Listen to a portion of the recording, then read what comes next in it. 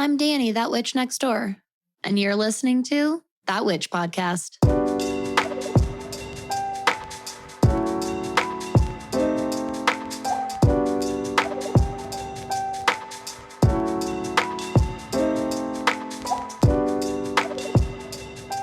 Well, hello everyone. Welcome to another episode here at That Witch Podcast. I'm Dani. I'm the witch next door, and I'm going to be your host, your guide, your mentor, and instructor in all things magic, witchcraft, astrology, and witchy business. And today is definitely leaning into that witchy business side of things. I'm very excited about this because whether you want, maybe you're a full-time spiritual service provider yourself, or maybe that's a dream you have, or maybe you have your own side business, or maybe you just want to kind of start giving different tarot readings or pendulum readings or astrology readings for fun to your friends and family or acquaintances, you might want to stick around for this one. I think that this is going to be a pretty helpful episode. So this is technically a part 2 of 2. Last week on Tuesday, we did how to get the most out of your spiritual reading or session. So we did this whole similar experience from the client or customer's point of view. And today we're going to do the whole same thing from the spiritual provider's point of view. And today is all about how to sustainably provide quality spiritual services every single time. So if you didn't already catch last week's episode, I definitely recommend listening to that potentially first. I guess you don't have to, but I think part of the reason that I felt called to doing the customer perspective first is because that's kind of how most of us get into the industry. We start out as customers and clients, and we then become our own service providers. So you might want to give that a listen first if you didn't already, or if this is your first episode here, which, hi, welcome, by the way. And if this is not your first time, hello and welcome back. I love to have you. So let's dive right the hell in. This is perfect timing. I didn't even do this on purpose, but today, this is coming out on May 17th, Tuesday, and tomorrow on Wednesday, May 18th, we have Mars in Pisces, which really it's kind of like in the middle of the night. It's 12:33 a.m. Mountain Time. Mars in Pisces conjunct Neptune in Pisces, which conjunct means united or merged together. They're right on top of each other and merging and combining their energies. And Mars is our planet of action and doing, and Neptune is our planet of dreams and faith and spirituality.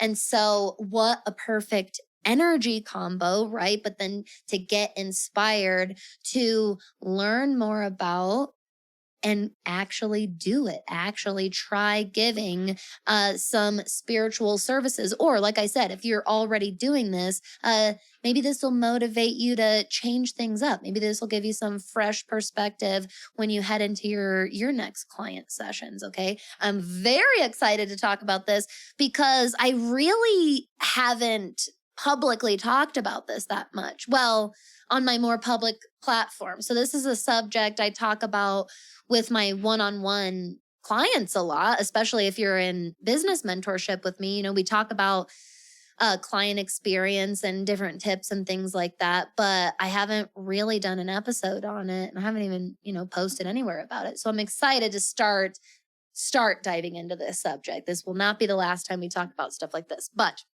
notice how in the title, I made it a point to say how to sustainably provide quality spiritual readings or sessions every single time. This is the perfect lead into our first tip, which, by the way, is identical to the first tip.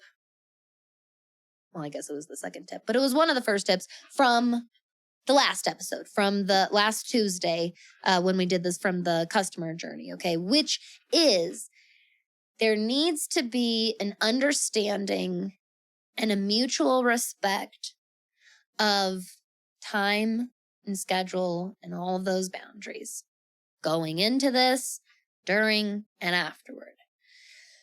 Here's where we start to differ from the customer journey, however. It is now that we're in the role and the shoes and the eyes of the service provider, it is now your responsibility. We take it a step further. It's not just an obligation. It is now your responsibility to create those boundaries and maintain and hold them.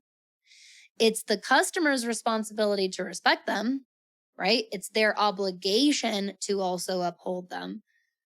But it's your responsibility at the end of the day to actually uphold them, if that differentiation, I hope that makes sense. Now, here's what this means. This is a broad topic. When it comes to your time boundaries as a business owner, you really need to think about more than just how long your sessions are going to be. I really think that we can be so short-sighted when we plan out the structure and plans for our business. We need to be way more broad. We need to think about things from way more points of view. Okay. We need to take a big step back and realize when it comes to time boundaries in business, this encompasses a fuck ton of things. Yes, it does encompass the duration of your sessions, and you do need to give that some thought. Way back in the day, my sessions used to be an hour, my astrology readings, and I called them astrology readings. That's how I listed them and marketed them. They were like birth chart readings or whatever I said. And they were 60 minutes. Here's the deal. Shocker, I blew past 60 minutes every single time. And the few times that I actually stayed within my 60-minute range, I found myself crazy rushing, like crazy trying to cram in as much information as possible. And I could tell that I would lose the customer, meaning like lose their understanding. I'd lose them on comprehension. And so that was one of the first time boundaries that I learned from and adjusted. And keep in mind, you're not going to get any of this right the first time. I just want to point that out. All of the plans and like tips we go over, if you're a new business owner, you're not going to get any of these things right the first time. That's impossible. Everybody, even the people with access to as much time and resources and money as possible make humongous blunders. You literally learn through experience. That's Saturn, and Saturn rules over matters of career. So trust me when I say you're going to learn through experience no matter what.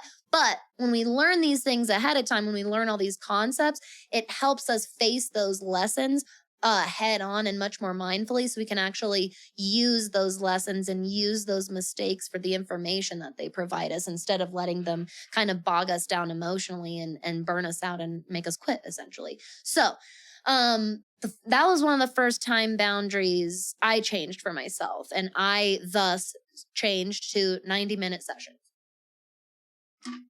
The only 60-minute sessions that I offer are ongoing monthly sessions. So I have a couple of clients that I see every single month, just ongoing, and we meet for an hour every month. That's because it's ongoing, and I know that I'm going to see them next month, and they get a follow-up report afterwards. I don't feel rushed for information. I don't feel pressed for time, and I don't feel like I have to cram anything. I feel like I have enough space. So those are the only 60-minute appointments I offer. Other than that, if you have a session with me, it's 90 minutes. Once in a blue moon, we don't hit the full 90 minutes. Rarely, though. It's me. We know that I'm going to take the full 90, even if you don't. I'll make sure you get your money's worth. I promise you that. So you need to think about that. You need to think about how you are able to realistically, like what boundaries you're able to realistically hold in session. An hour might be way too long for you. So an hour tarot reading, when I was very, very first starting out, and I mean really early, an hour tarot reading was way too draining on me. Way too draining. I didn't have the experience, so I didn't have the confidence under my belt yet.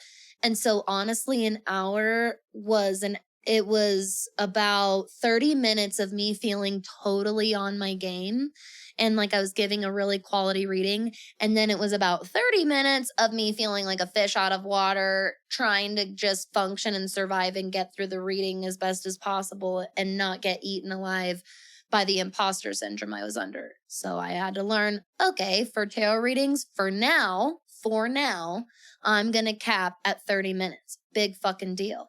And I learned very quickly, the more and more clients I saw, I gained that experience and I gained that confidence. And lo and behold, a couple months later, I reopened for hour-long readings after that. And I had no problem with them. And I started loving. That was that was the beginning of my love for long sessions. And I didn't have such a hard time. But you'll find that if you're a beginner, you're going to face a lot of imposter syndrome because we were conditioned in this society to believe that spiritual services are like woo-woo and silly and dumb and you bet your ass, even if someone's really excited to book with you and sit down with you, you're going to face those years and generations of conditioning of that information. Trust me, we all have to process through it in our own way. And so it's really, really normal at the beginning to feel like you can't fill up a lot of time or you don't have a lot to say. That's okay. Just lean it. This is what I mean by this tip about understanding and knowing your time boundaries. Don't create your time boundaries, deadlines, schedules, promises of any kind. Don't base them off of what you think other people think you should be delivering in that timeline. Like, don't base it off of other people's expectations of your speed. Just only base it off of your own speed. Only that. Only base it off of your own brain, your own capacity, your own processing time, your own turnaround time. Seriously. And adjust as necessary. I used to be able to turn around a client report in like 48 hours because I didn't have a full schedule at all. I only, I didn't used to see, especially astrology at the beginning, I didn't used to see more than like maybe one astrology client a month. And so it was really easy for me to turn around those session reports. I'm up to my ears in session reports and content creation and back end work, like constantly creating and having to like write up information like that. And so now my client report turnaround time has adjusted to a week and a half. So whatever day we have your session on, I will get you your report by the end of the following week, period. That's my turnaround time. That's what's realistic. So again, you're not going to figure it out right the first time, and these things are going to change over time, but it's up to you to think about all of these different things. So when you're listing out your service, it's going to be this long. It's going to come with this. I'm going to do this. When you're listing out all the features, you need to think about what you can actually provide. And that's my next tip is client experience. You need to genuinely be realistic with yourself about what you can provide. It's okay that you can't provide exactly what Joe Schmo does down the street from you. It's okay that you can provide on certain things that Joe Schmo can't, and vice versa. Some things maybe you do overlap on, and you can also provide that. But I've played the comparison game, my friends, and I'm telling you, it's really not taking you anywhere. You can learn, okay? You can learn from your colleagues. You can, Ashley, Starseed Shadows. Ashley and I love swapping business info, like the different systems that we use, the different softwares and platforms that we try out, the different services that we try out, the different investments that we try out, the different types of content and messaging and strategies, all of that stuff. We love getting each other's feedback, and we take that information and do with it what we're going to uniquely do with it. We don't turn it into a comparison cycle game. And I don't say, well, Ashley's able to provide this and I'm not able to. I must be a shitty quality service provider. I better make myself be able to provide this. No, there's things about both mine and Ashley's lives and lifestyles and experiences and everything about like our capacities and what we're able to provide that are different than each other. So it wouldn't make sense to try and hold myself to the same exact standard as anybody. Okay. So again, when you're listing out what you're able to provide, make sure you do, like, you can really deliver on that. If it's 60 minutes, if it's a session report or a PDF or a custom video, like this is the biggest mistake I see most small business owners do, is they try and beef up their services so it looks like, look at all this value that you get, and it's like, cool, but it means shit if it's half-ass quality. Right? Like if you can't truly deliver on all of those things, then those things mean nothing. If you're listing out in a service 10 things that come with that service, how about instead you look at the main 4 that you can fucking provide and deliver to the best of the best of the best? You know what I mean? That's the better way to go about it, and just lean into that, lead with that. And trust in that. Trust in that authentic path for yourself. Really, a lot of business ownership is being realistic about your time boundaries and having to just trust that there are people that their schedules and time boundaries and all that align with that. And guess what? There are. I promise. I'm speaking from experience. If you hold those time boundaries, the people that those boundaries don't work for, like we talked about last time in the great universe pinball machine, they'll bounce right off. For whatever reason, you weren't supposed to work with each other. But someone's going to come along that your time boundaries align perfectly with, okay? Now, also, client experience is kind of a 2-parter here. It is about actually offering and delivering what you say that you're going to. But it's also about actually providing and delivering on the unspoken stuff as well. And what I'm talking about is the back end technological, more logistic side of things, AKA your scheduling, booking, and payment platforms and software. So we touched very briefly last time on it's a red flag of a spiritual service provider to be really disorganized and not very respectful of their own time or other people's time, and to not be very communicative about it, all of those different things. So I want to elaborate on this. It is totally normal. We all go through phases of our lives where we're just like barely keeping our heads above water. And one of the first things to go when we're that way is time management, okay? It happens to all of us, me included. No matter how successful somebody is, they become a victim to poor time management. Even corporations do. This is always a sign of something. It's always a sign of something that needs to be addressed when you're having mismanaged time like that. So sometimes it's a need for a break, like you're hitting burnout and it's a need for slowing down. Sometimes it's a sign of scaling and growth. So like you're having too much customer demand and it means like you need to hire out for extra help, or you need to raise your prices. Like when you're having too much demand and you're overworked, it's a good sign. It's frustrating as fuck to be in the middle of, but it is actually a good sign that you're doing something right. It means that usually that it's time to scale, and it feels scary and risky, but you need to scale and grow somehow. But do know that mismanaged time is a sign of something greater. This is a topic that we're going to explore a little bit more in a few weeks here. So I don't want to go too much into it, but I did want to provide that validation first before I say all of that's valid. And it's so important that you try and get your shit together. I'm serious. It's really, and I don't mean it in a harsh way, but I mean it it is important to try to be consistent. Okay, we're not going to be perfect. I never said that it's important to try and be a robot. I didn't say it's important to try and be perfect. All I said is it's important to try and be consistent. That's it. Okay, just try. You'd be surprised. Just by putting your best effort out there, you're going to be a lot more consistent than you think, and you probably give yourself credit for.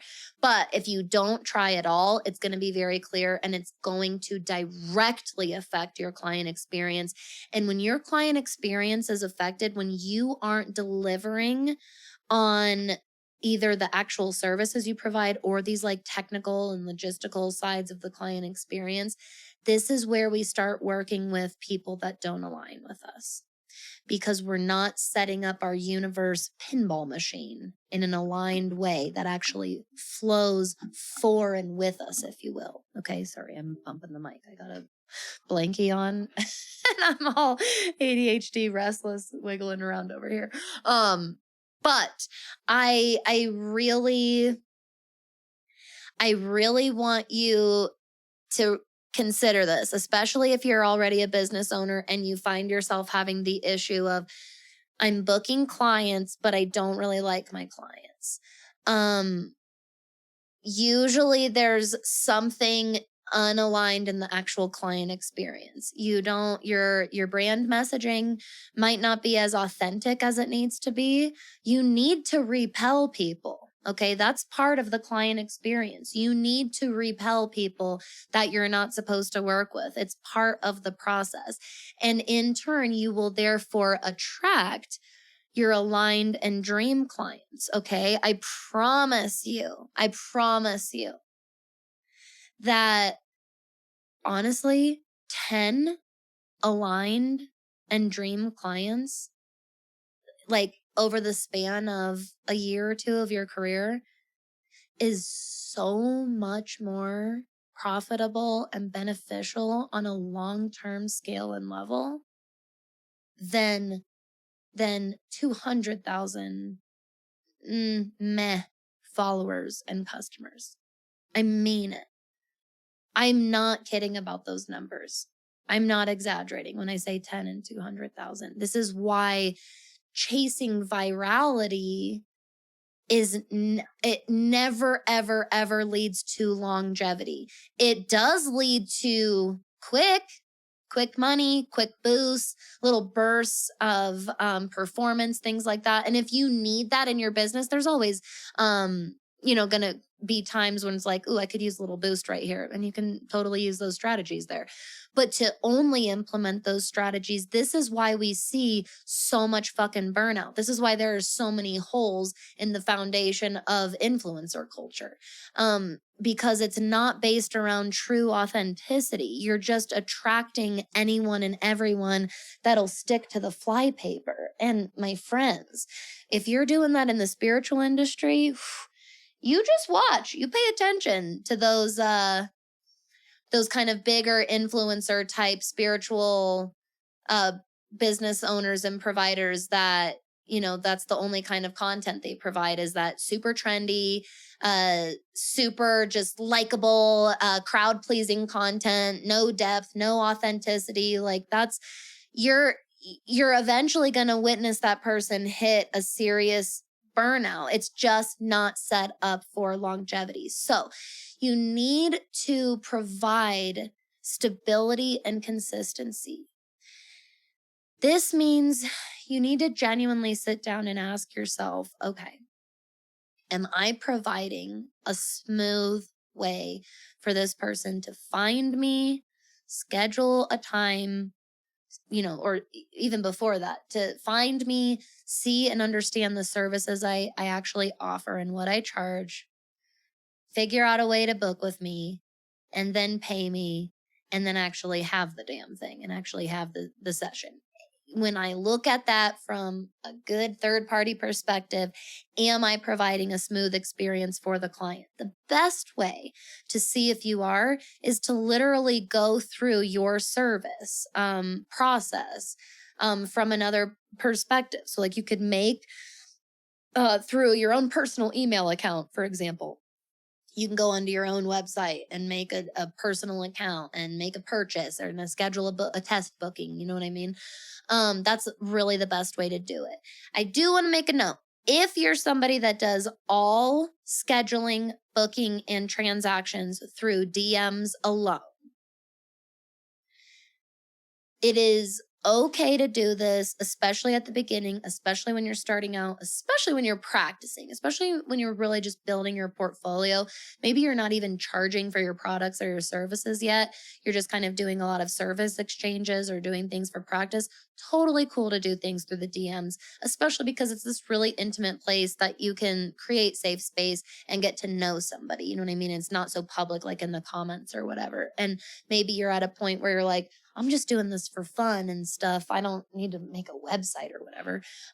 Totally fine. The moment that you register a business, I mean it, whether it's an LLC, whatever, a sole proprietorship, whatever it is, the moment you actually file as a legit business, even if your plan is to keep it part-time, dude, you really can't do all your business through the DMs. Not all of it. At some point, something needs to be more professional. I'm serious. Something needs to legitimize you. That's why if you want to carry this business, again, all of the DMs and doing all your business there and only using Linktree and only using these different services and platforms that get you around having to have your own website and stuff, all those little DIY things, they're great for getting you built and getting you on the on-ramp and getting you the momentum you need before takeoff. But the moment your wheels leave the ground, another beautiful analogy, this time an airplane, I'm serious. You gotta legitimize yourself. Honestly, let's go with the airplane analogy. What kind of airplane do you want to fly in? Do you want to ride in a shady one where the pilot's like, just trust me, it's fine. I know it seems like not as legit as some other people, but I promise I'm legit. Or do you want to be in that plane where you're like, no, I know this is backed by credibility. Like this is, you know what I mean? Like I'm serious. You need to provide some sort of legitimacy. So even if you're at a stage where you don't feel like you need a full-blown website necessarily, you still need to think about your client experience and how you offer actual bookings. And the reason is, like I said, it's going to attract your aligned and authentic people. And more than that, number two, or B, sorry, wherever we are, B, it's going to set them up to be in a good headspace. If you have a super frustrating scheduling and payment process, they're going to show up super frustrated with you already, or irritated, or critical, or questioning, or concerned. You don't want that. You want them to be showing up as open-minded as possible, right? You want them to be showing up as honest and authentic as possible because you know as a spiritual service provider, that's the best way you're going to be able to actually help them. So you have to provide that really smooth, clean takeoff strip, like I said. And you have to provide the legitimate aircraft. You have to provide that trust, is essentially what I'm trying to say. Okay. Now, as far as my little tips for booking, by the way, especially for beginners, I just wanted to throw this in there. Whenever you book, if you've never booked somebody before and you're asking like, what do I need? Obviously you need a way to schedule that person and get them on a calendar, and get them some kind of way to mark their calendar. Okay. So I use honestly Google Calendar because most people use Gmail and it's just a really easy way to, add an event to both of our calendars. And I use Zoom. So I paste the Zoom link directly in my calendar invite. So you need some kind of way to get a calendar, reminder, event, task, whatever on their calendar. You need to get them, whether it's a Zoom link for a virtual session or an address or directions or whatever, if it's going to be an in-person situation. And then before that transaction is over, here's everything that you need prior to that session. You need contact information from them. Do not just do business in the DMs with someone on a first name basis, and all you have is their Instagram DMs as a way to get a hold of them. You need at least one backup of info. That could be a phone number, it could be an email, it could be both, but you need some kind of contact information, okay? Because you just never know. Trust me. And it's always the ones you didn't get the contact information from that you need it for. Now, payment. We talked a little bit about prices from the customer point of view and how if they have this strong emotional reaction to a price point, then that just means they're not aligned to work with that person and they can move on and find something that works for them. This is a very different conversation from this point of view. You do need to price what you're worth, and you do need to take market research into consideration. You need to do market research. Market research means, and I'm sure a lot of you are like, I know. Well, do you? Because nobody does it. Market research means genuinely looking at other tarot readers, astrology readers, whatever it is, that somebody that does something similar to you with your similar experience level. Okay. Don't look at someone who's been doing it 30 years more than you. That's very different. Look at someone more similar to you and your experience and everything, and take into consideration your personal experience level and everything. Not just like in your actual skill or trade, but how long you've been in business, because that matters too. Okay. And you need to go with your gut. And you need to know your prices can change, and your prices will change, and you're not going to get them right the first time. And you're going to go through phases where you price yourself way too low, and you're going to go through phases where you price yourself too high, and the imposter freaking syndrome again eats you alive from the inside. And you're going to go through all that again. You're going to learn from experience as far as pricing goes. But the best way to go about it is to listen to your gut. I mean it. And just do your market research, okay? And you can always start out with beta pricing, which means like offering beginner pricing. So beta just means like, I'm a beginner service provider. You're some of my first clients. I'm going to offer a special discount for this new program that I offer, for example. You can offer entry discounts. You know what I mean? Like you can do service trades at the beginning to build your portfolio instead of doing a price, okay? Like there's lots of different ways. But just do your best. Don't get too bogged down by the price thing. And you can ask around for people's opinion. I don't recommend this. I recommend the market research more than asking friends and family, because a lot of people have opinions that aren't spiritual service providers and have no knowledge of any of this. And they're going to tell you it's way too cheap or way too expensive and have no basis for that information. So do your market research. It's it's much more reliable information, and listen to your gut. You can even ask your cards. You can ask your guides, maybe come up with some prices and do some pendulum work, and see what the pendulum tells you. Maybe it's leaning toward one price over another. Okay. You can do it really intuitively and logically. All right. Now, price info check done. That aside, now, before you get to this session, you need to decide what your payment policies are. You need to decide how you're taking payment. And you need to decide how you're keeping track of that. Again, especially if this is for a legitimate business and it's not just for fun, you need to track it somehow, even if it's just in a Google sheet, like an Excel sheet or whatever. Okay.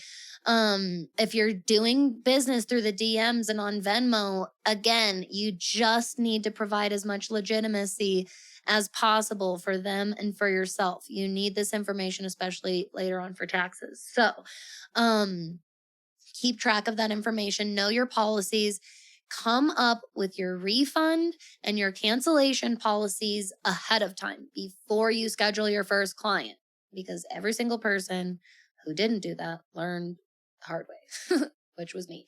And so you want to come up with like, how off, like maybe you offer refunds up until a certain point. I'll offer refunds up until 24 hours prior cancellation. You can get a full 100% refund. But if you cancel the day of, you're subject to up to 50% refund, because that means I've already spent probably at least a couple of hours preparing.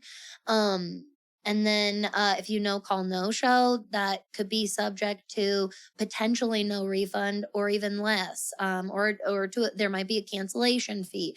You need to come up with a refund policy that not only respects you and your boundaries, but that you're going to realistically uphold. So don't say you're going to not refund people if you are going to refund people. Like, you don't have to do that. But I still recommend that you have a strong refund policy so that you don't get jerked around, quite honestly. You know what I mean? And it's easy to get jerked around at the very, very beginning when our prices are a little lower and we're maybe not attracting our most dream clients yet, right? So we need to protect ourselves really, really well with good policies. And then you need to decide when you want to take payment. So some people request a deposit at time of scheduling. Some people require payment in full at time of scheduling. Some people require payment after the session is complete. Listen, I learned through my own experiences what I learned, and the byproduct of my personal experiences is I take payment in full at scheduling. Now, I offer payment plans on basically anything that I offer other than that witch school. That's because it's a monthly subscription. But I offer payment plans on everything, and I make that very clear, but you have to communicate that to me essentially. So I don't always have to take payment in full, but if we're not doing a payment plan, in order to get on the calendar, I have you pay me in full. This is really common, and a lot of like newbies feel really like bad doing that. I used to feel really bad doing that. But you'll find even outside of the spiritual industry, that's actually just very commonplace, honestly. And it's to protect the spiritual service provider. It's different when you're in retail and you don't lose anything until that product physically leaves your ownership. You know what I mean? But if you're a spiritual provider, you very likely are doing a lot of things ahead of time, and giving up space on your calendar is literally giving up some money. You know, if you didn't get paid for that time, it would be losing money. So that's why you have to keep that in mind. So keep your refund policies in mind, write them out, make them clear at time of booking, and then follow through with whatever those payment decisions are, whether it's taking payment right then or taking payment later on. And then lastly, my tip for like what to get from them before they're done booking and at time of booking, but before the session, is I find that it's really great as a spiritual service provider to ask some questions that provoke intention setting. So we talked about this on the last one. It's really common and normal to show up and accidentally be like, I didn't cast any intentions for today. And your spiritual service provider's like, oh, what do you want us to focus on? And you're like, I have no idea. In order to avoid that, because if you are a tarot reader, astrology reader, whatever it is, you've probably had that experience where someone sits down, you're like, okay, what questions do you have for the cards today? Or what do you kind of want to talk about? And someone sits down, they're like, I have no idea. And you're like, so why are you here? Especially if it's a stranger. It's one thing if you at least know that person, you can kind of figure out a direction to go in. But for a complete stranger, what I find is really beneficial, especially for online service providers. It's a lot easier in person to read the vibe of somebody at a reading and kind of guide a reading free ball like that. But one of my favorite things to do as an online reader or service provider is to give a booking form that gathers all the information that you need. So my booking form lists my cancellation and refund policies. It gets that contact information that I mentioned. It asks them if they need a payment plan or if they're going to pay in full. And then it also asks constructive questions that I need. So for example, people used to forget to send me their birth chart info. And I was like, hello, I need to prepare for your session. And so I started putting that in the booking form, and you can't even book with me until you submit that form. So that's really helpful. And this can be done in email. This can be done on a form. But having some sort of way to ask these questions really is helpful. So I'll ask like their birth chart information, and then I'll ask, what made you want to get a reading today? I think one of my questions is, have you ever had a spiritual session before? Is there any person that you've been wanting to talk about today? A lot of times, because I'm a death witch, um, a lot of people, either purposefully or subconsciously without realizing it, are drawn to me in grief work. And more often than not, that's why I started asking that question ahead of time, because that would kind of pop up mid reading. And after a few sessions, I was like, man, it'd be really helpful to know this ahead of time, because I could actually prepare for it and give them a much better reading and interpretation of this person.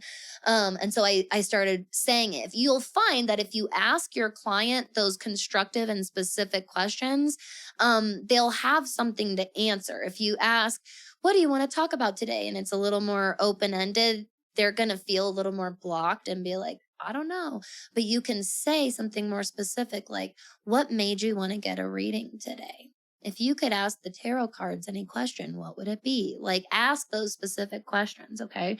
Um, and do it at some point during your booking process, if at all possible, because it is just going to benefit you and your preparation.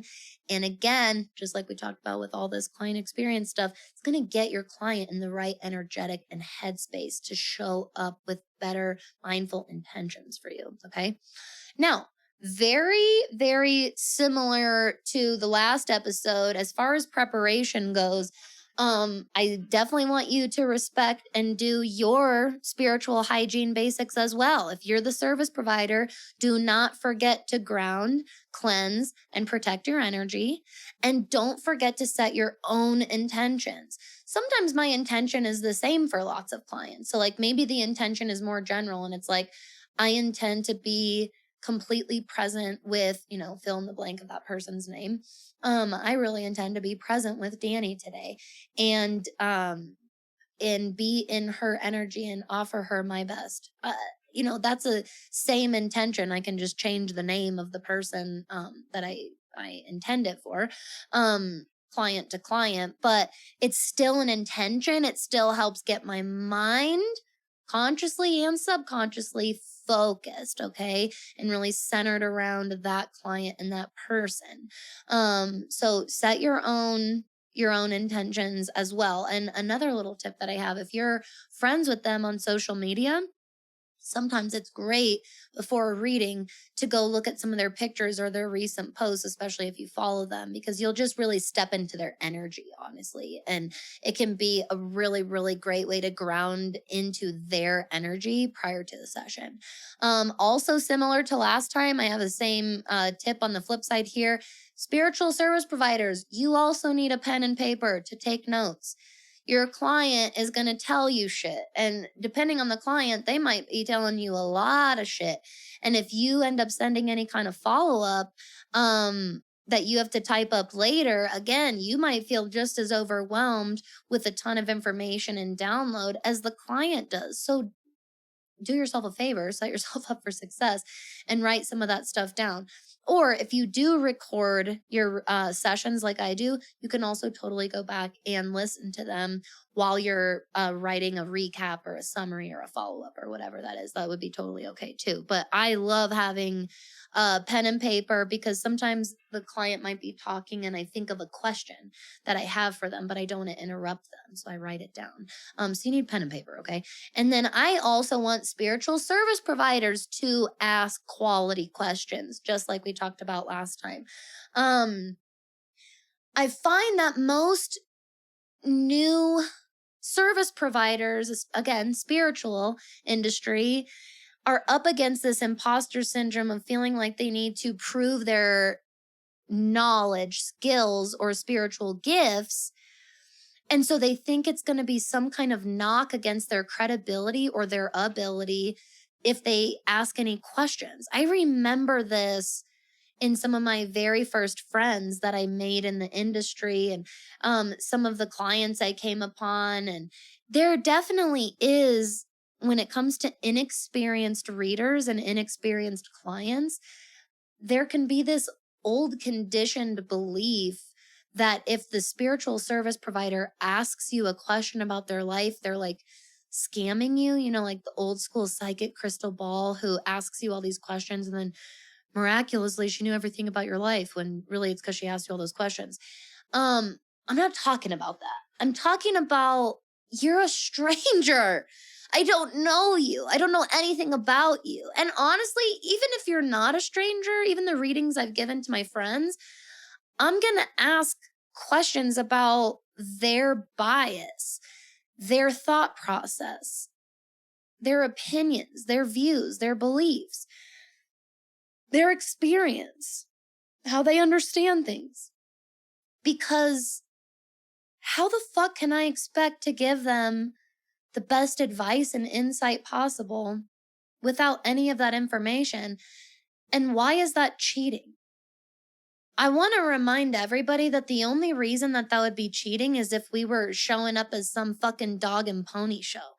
We were just some trick for people to look on and see how I magically know your future. This is 2022. That's not what psychic services are for anymore. Sorry. They're for personal growth and development and transformation. And so, yeah, your service provider should, I really encourage you, ask your client questions. Ask them the mindful, conscious, and intentional questions that I said that they should be asking you as well. Okay. So I ask people, like, they'll tell me about maybe it's something really traumatic that they went through or what, I'll say, okay, well, what did you think about that though? How did it feel when someone said that to you, and how does it feel saying that out loud right now? Like, ask them questions. Say, was there a person in your life? Maybe you pull the King of Cups reversed. Was there a person of authority in your life that totally emotionally manipulated you or made you feel emotionally unsafe? That's a fair question to ask. That's not cheating. I hope I was able to break through that little myth a little bit. Please ask questions to your clients. At the beginning, I used to just tell clients, just so you know, I'm going to ask a lot of questions during this session because I'm trying to make it as personal and aligned for you as possible. And now I don't even disclaimer that anymore because I don't feel bad asking questions. But don't be afraid to, and write it down on your pen and paper. Okay. Speaking of which, state your boundaries. Next tip is state your fucking boundaries. Do it at the beginning of the session. Do it prior to the session. State your boundaries whenever and wherever you can in a professional and kind way. So at the beginning of my sessions, especially with a brand new client, every single new client that I get, I give the exact same disclaimers to. And I've been doing this for years now. I always say the types of questions I am and am not willing to answer. I have boundaries. So I don't answer like if you're going to die or when you're going to die. I don't answer if you're going to get pregnant or when you're going to get pregnant, or if you're going to meet your soulmate next year, or if you should quit your job. I don't answer questions that put the querent or the client's decision making into my hands. I don't make decisions for anybody. I can give my opinions, and I'll give my opinions where I see fit and where I feel comfortable. But overall, my goal is to provide information so that you feel prepared and empowered to make your own decisions and be in control of your own path. I literally say that to new clients. That's kind of my spiel that I give. I also let people know that I do not use my spiritual gifts to manipulate or take advantage of anything. So I will not use my skills, knowledge, or gifts to tell somebody how to harm people and harm innocent people and take advantage of them and hurt them and stuff. I don't use my work for that. And I also let people know that I don't answer any legal or medical advice of any kind, those different kinds of things. And again, I say this to every single new client. It goes in their session report, and I say it out loud in session. And these boundaries are on my website. Put them everywhere. State your boundaries. Talk about them on Instagram, on your platforms. Talk about it on your podcast. Talk about it on YouTube. Put it, like I said, put it in your slideshow presentation you give your client. Say it before you shuffle the cards or while you're shuffling them. Whatever it looks like for you, do not be afraid to be very vocal about your boundaries. Just do it in a tactful way. You don't have to be like attacking about it in your tone. You can still be very, very firm in your standing while still being really friendly and respectful. And honestly, if it's an aligned and dream client that you're working with, they're just going to feel super safe and really validated as you go through those boundaries, because they're going to be like, oh, this is a person that maintains the same kind of boundaries that resonate with me, that I try and maintain in my life. I feel comfortable sharing with them, like these kinds of things. Okay. All right. Now, couple last tips here. You're going to do a lot of talking. Like I said, it's your responsibility to actually hold the time boundaries, to pay attention to the clock, so that you know when to start, know when to wrap up, all these things, while still allowing for the client to be able to ask questions and to be able to let the client talk. So yes, your service provider is going to talk a lot, especially depending on whatever the service is. But your client, they're going to talk too. And so it is important to maintain this boundary and balance, I guess I should say, more, of letting them feel really comfortable to talk and share without feeling like rushed. And if you're getting pressed for time and you have a talker, it happens. I'm a talker. It doesn't mean anything personal against them. It's just a fact. Some of us overtalk. There's usually tons of reasons for it. But sometimes we're being time blind to that.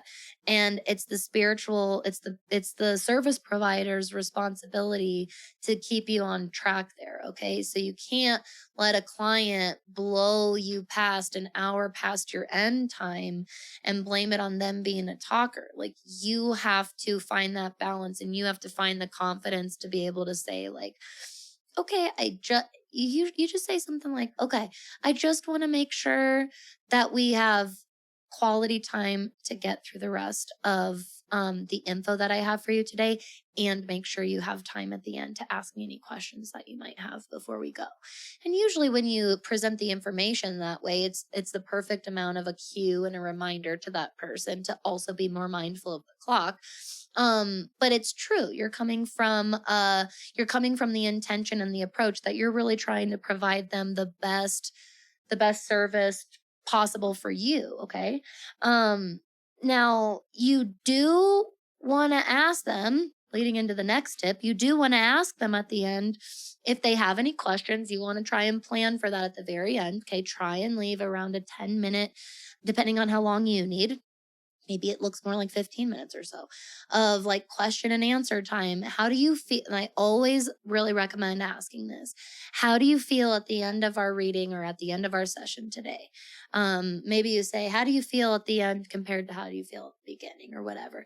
But I do some kind of post check-in, because a good service provider gives you some kind of way to integrate their information. It's really important that you're not just reading them a bunch of confirmation and validation about their experience. You also need to provide them with tools and information that guides them and inspires them to move forward and actually do something with that information. So one of the best ways to do that and be able to provide that is asking at the end, how are you feeling? And that way you can accurately read their energy and understand how that experience is for them. And then you can better advise, how they can move forward after that. You can round out and close out the session in a more aligned way based on whatever their energy is at the end. Sometimes the end of a reading, the person feels way better, but sometimes at the end of the reading, a person feels way heavier. And that doesn't mean you did anything wrong. That's just where the session was. It was a heavy session. You know what I mean? But I like to be able to provide somebody with a good closing experience based on however they're feeling. So if they are feeling particularly heavy, I want to know that so that I can provide them with some extra grounding, extra cleansing, and extra protection tips, so that they can kind of integrate back into reality, if you will, after our session. You definitely have to reground. You need everybody, the client, the service provider, everybody after a session needs to ground their energy afterwards. You need to do your spiritual hygiene before and after. But asking them how they are provides that space. And honestly, at the end of a session, it just really highlights your genuine and authentic compassion, and that's going to facilitate a more long-term relationship with this person, especially if you want them to be a return client. Ending the session on a really compassionate note like that is a really great way to foster that relationship with that person. So keep that in mind. And then lastly, I do recommend a follow-up of some kind. So like I said, I promised I would elaborate a little bit on my follow-up. You want to send a follow-up for a few reasons. Number one, you want to give them, people have all different kinds of learning styles and how they retain information. And depending on your reading, you just overloaded them with info. So, and most of that was verbal audio, that's how they received it. So offering them something on, more pen and paper, or like typed, it could be digital, obviously. That can be really, really beneficial, something that they can go back and revisit on their own time, in their own pace, in their own space. So I recommend a follow-up of some kind. Now, like I said, I provide a client summary session report, okay? And it's really cute, this digital PDF document. Depending on the style or the type of session you get from me, changes the kind of report that you get. So for a really big session, like a big birth chart reading, you get this really big PowerPoint presentation. For my monthly clients, it's more of a shorter couple page document report. You know what I mean? So it kind of depends. So I've had services done for me where I just got a really good chunky email summary afterward, and that's totally fine. But something, you need to follow up somehow, not only because you want to really foster and nurture multiple learning styles and retention styles, like I said, but also because, again, you're going to further facilitate and further foster that relationship. You're going to set it up for better long-term and loyal customer potential. Okay, so you always want some kind of follow-up for that. And you gotta get a review. Somehow you need to provide them space to give you a review, even if it's just sending an email with a typed out summary, and maybe it's a summary and some tips you have for moving forward. And at the very end, you say, would you mind responding to this email with any questions you have? And if you enjoyed our time together, I would love your feedback and your review. You could just type it in your response right back to me. You do want to make the review process as easy as possible, because like we talked about last time, I don't know what it is, but people really hate leaving reviews. We are all bad about it. All of us need this reminder, but service providers, you got to remember to provide the space for it and make it easy. If you have a shitty, difficult, complex review platform or system, you're not going to get any reviews, or you're going to get not great ones. So you want it to be easy for them. But you also want to provide, if you're trying to get specific information out of your clients, like data that you're trying to collect, you need to ask those specific questions. Don't expect people to give a big, long, beefy review. It's pretty rare. Most people will give you, if you just say, hey, can you write me a review? They'll usually just give you 2 to 3 sentences at most. If you have some kind of form, you could even, in that email, you could say, could you fill out this review below? And all it is literally you typed out questions. You can say things like, what did you enjoy about our time together? What would you suggest I could improve on for next time? Was there anything you wanted to explore today that we didn't get to? anything that you want to collect data on, put it in your review form. Ask that question. If you don't ask it, I promise you people won't answer it, okay? But this is the best way to obviously build your portfolio and show your organic portfolio to people. Like, this is what my customers have to say about me.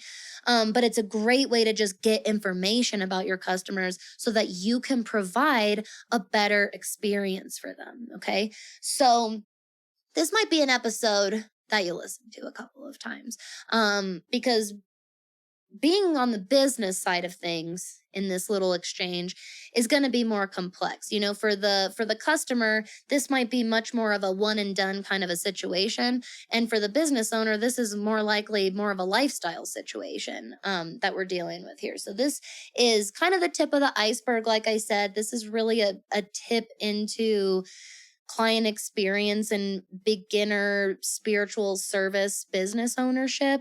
We'll definitely be talking more about this stuff, but I really would love to hear any questions that came up for you. If there was anything that you wanted me to elaborate on after this, or if this just brought up any thoughts for you, I would also love to hear your experiences, both as the customer and client and as the service provider. It could be just a funny story that happened to you. It could be a situation that happened to you that you think other people should know about so that it doesn't happen to them. It could be your tips and suggestions, like I said. So I would love to hear from you on this. So don't be shy. thatwitchnextdoor.com/conjure-that-witch. If you're in that witch school, just send me a message directly inside Mighty Networks. And yeah, this was great. I am so excited to keep talking more about all this stuff. I hope it inspired all of those budding, amazing spiritual biz owners out there. I'm here for you if you need me. And I can't wait to see you again this Friday. We are going to be on our last planetary energy for the Astro minicast that we're doing, How to Work with the Sun. So I will see you this Friday for that. Until then, everybody, stay safe, have a fun week, and stay magical out there. Hey, you magical human. Thank you so much for listening to this episode of That Witch podcast. If you want to support the show, the best way to do that is to share with a friend or give a shout out on your social media. You can also leave a 5-star rating and review on both Apple and Spotify. And if you can't get enough of all of our witchy magical content here in the neighborhood, you definitely want to make sure you're subscribed to my email newsletter, That Witch Gazette. It's a really fun, really convenient one-stop shop to stay up to date on all of the news and happenings here in our neighborhood. If you have any questions, suggestions, ideas for the show, or if you'd like to sponsor an episode, you can send me a message at thatwitchnextdoor.com/conjure-that-witch. Thank you so much. I'll see y'all next time.